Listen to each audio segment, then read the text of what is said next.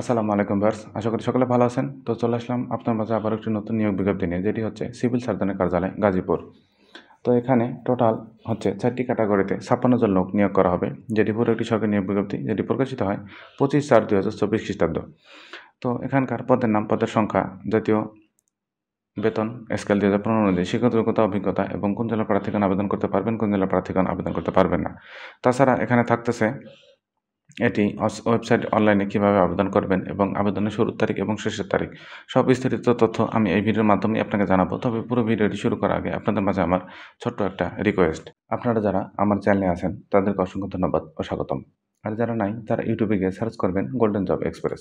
এটি সার্চ করলেই আমার এই চ্যানেলটি পাবেন এবং এখানে সরকারি বেসরকারি সব ধরনের চাকরির আপডেট ভিডিও পাবেন।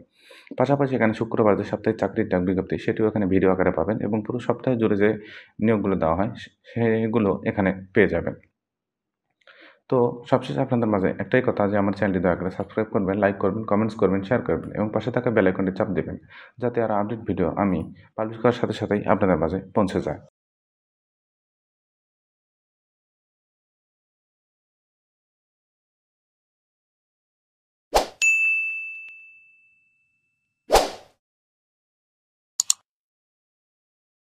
আবারও চলে আসলাম মূল ভিডিওতে। এটি হচ্ছে সিভিল সার্জনের কার্যালয় গাজীপুর, যেটি প্রকাশিত হয় 25/4/2024 খ্রিস্টাব্দ।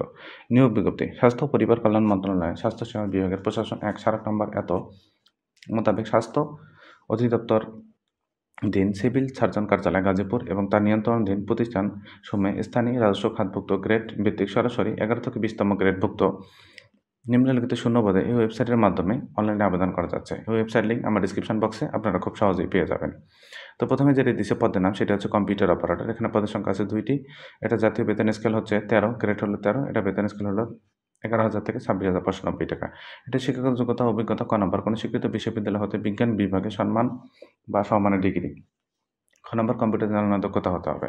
এটা শুধুমাত্র আপনারা গাজীপুর জেলার বাসিন্দাগণ আবেদন করতে পারবেন। গাজীপুর জেলা ছাড়া অন্য কোনো জেলার বাসিন্দাগণ এখানে আবেদন করতে পারবেন না।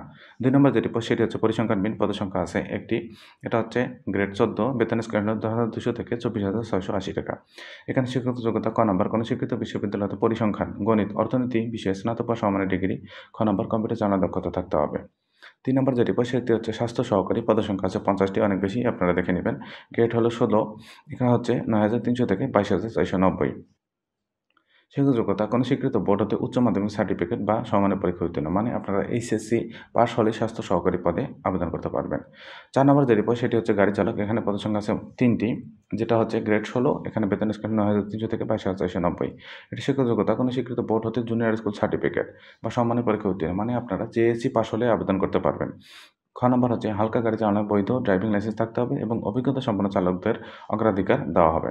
তো এটা শুধুমাত্র আপনারা গাজীপুর জেলা বাসিন্দাগণ আবেদন করতে পারবেন এই পোস্টগুলোতে। গাজীপুর জেলা ছাড়া অন্য কোনো জেলার প্রার্থীগণ আবেদন করতে পারবেন না। এবং এটা আবেদনের কিছু নির্দেশনা আছে, যেটি আপনারা পুরোপুরি অনলাইনে আবেদন করতে পারবেন। অনলাইন ছাড়া কোনো আবেদন গ্রহণযোগ্য হবে না। তো এটা হচ্ছে যে আবেদন, অনলাইনে আবেদন লিঙ্ক, সেটি আমার ডিসক্রিপশন বক্সে আপনারা খুব সহজেই পেয়ে যাবেন। সেখান থেকে আবেদন করে নেবেন। এখন এটা হচ্ছে আবেদনের শুরুর তারিখ এবং শেষের তারিখ আমি আপনাদেরকে বলতেছি। এখানে হচ্ছে আবেদন ফরম পূরণ এবং পরীক্ষার ফি জমাদানের শুরুর তারিখ হবে 29/4/2024 খ্রিস্টাব্দ সকাল 9টা। আমি আবারও বলতেছি, অনলাইনে আবেদনপত্র পূরণ এবং পরীক্ষার ফি জমাদানের শুরুর তারিখ হবে 29/4/2024 সকাল 9টা এবং এটা আবেদনের শেষের তারিখ হবে 19/5/2024 বিকাল 4টা। তো এই সময়ের মধ্যে আপনারা এখানে আবেদন করে নেবেন গাজীপুরবাসী।